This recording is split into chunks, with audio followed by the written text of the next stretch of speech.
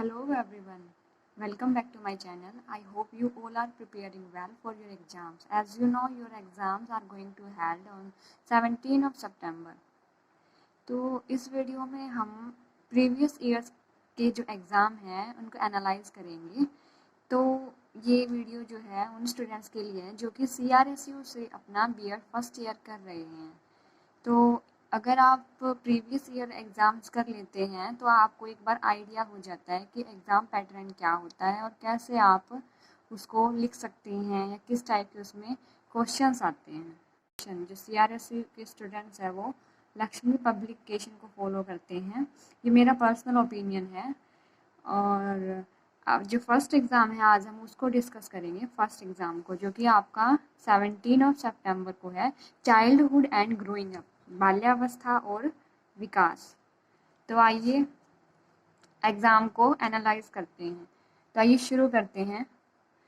तो BEd first year जो exam हुआ था वो 2019 में ऑफलाइन था, 2020 में वो ऑनलाइन था। ऑनलाइन में MCQ था, बट MCQ को करने का अभी फ़ायदा नहीं है जो ऑफलाइन दे रहे हैं या ऑनलाइन दे रहे हैं। ऑनलाइन में भी अब की बार जो है वो आपका थ्योरेटिकल पेपर है, ऑब्जेक्टिव नहीं है, सब्जेक्टिव एग्ज़ाम है।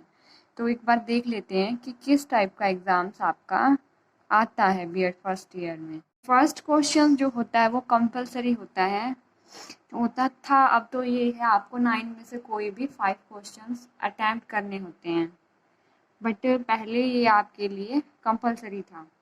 तो फिर भी एक बार देख लेते हैं कि फर्स्ट क्वेश्चन होता है वो टोटल 16 मार्क्स का होता है। इसमें 4 पार्ट्स होते हैं और ईच पार्ट जो है 4 मार्क्स का आता था।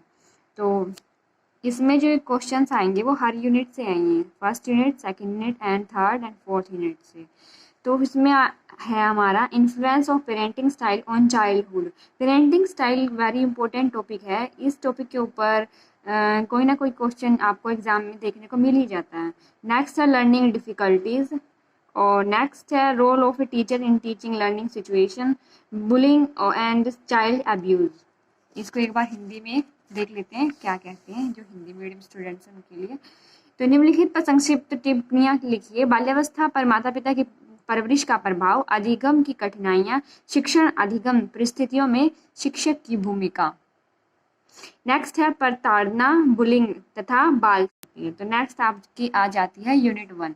यूनिट 1 में जो क्वेश्चन आया था वो हमारे पास था, what do you mean by heredity and environment, why the study of heredity and the environment is necessary for teachers, discuss the relative importance of heredity and environment. वंशानुक्रम तथा वातावरण से आप क्या समझते हैं? शिक्षकों के लिए वंशानुक्रम तथा वातावरण का अध्ययन क्यों आवश्यक है? वंशानुक्रम तथा वातावरण के सापेक्षिक महत्व पर प्रकाश डालिए।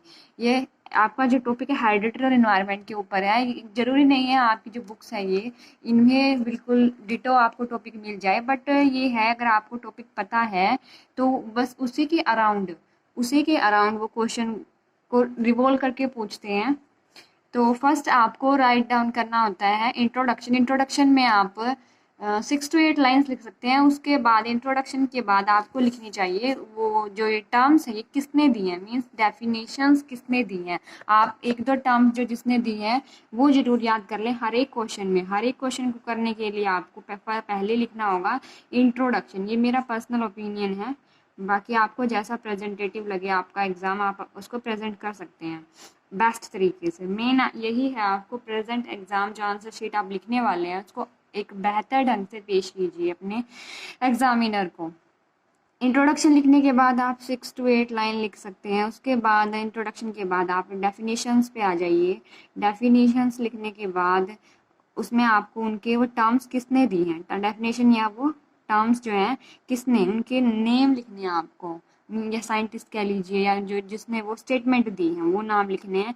उसके बाद आप उसकी टाइप्स पे आ सकते हैं या जो भी उसके टाइप्स हैं, लॉज हैं या जो भी नेक्स्ट फर्दर डिटेलिंग में आप एक हेडिंग्स का यूज़ ज़रूर कीजिए, हाईलाइट कीजिए अपने टाइप्स को, टर्म्स को एक्सप्लेन कीजिए अच्छे से। ये सब आपको ऑलरेडी अच्छे से आता होगा एक्सप्लेन करना, एक्सपेंड करना क्वेश्चन को, क्योंकि आप ऑलरेडी एक टीचर हैं।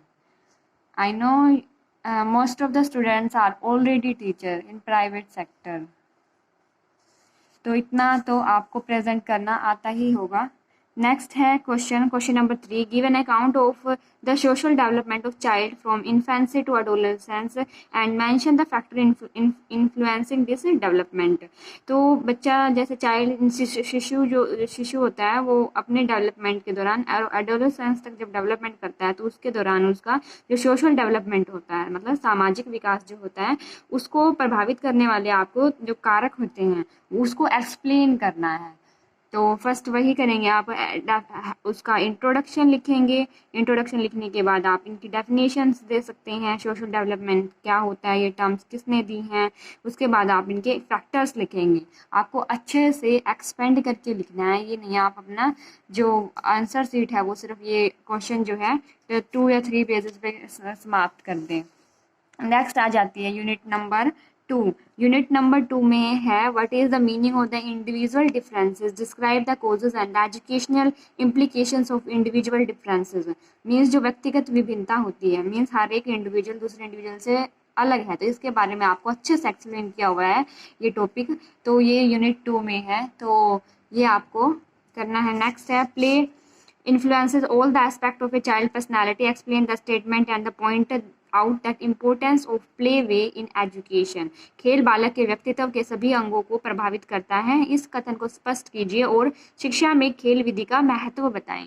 तो आपको जो पूछा गया आपको उसी की तरफ आपका आंसर लेके जाना है, भले ही आपके बुक में उस टाइप का या उस तरह एक्सप्लेन ना किया हो, लेकिन आपको वो उसका आंसर जो है उसी की तरफ लेकर जाना है। मीन्स आपको वही चीज़ हाईलाइट करनी है। अगर इसमें आपके खेल विधि का महत्व पूछा गया तो आपको वो ही बताने हैं, भले ही आप अपनी तरफ से ऐड कर सकते हैं बट आपको इसी के ऊपर फोकस करना है। मीन्स जो आपसे पूछा जाता है तो आप उसी के ऊपर ज़्यादा फोकस रखिए। यूनिट नंबर 3 में discuss in detail science learning theory propounded bye Tolman. Unit 3 में थ्योरीज आती हैं और यूनिट 1 में भी थ्योरीज हैं, बट आप इनमें से कोई एक यूनिट कर लीजिएगा क्योंकि आपको चारों यूनिट्स में से अगर 2 यूनिट भी कर लेते हैं तो भी आपका अच्छे से कर लेते हैं तो एग्ज़ाम हो जाएगा।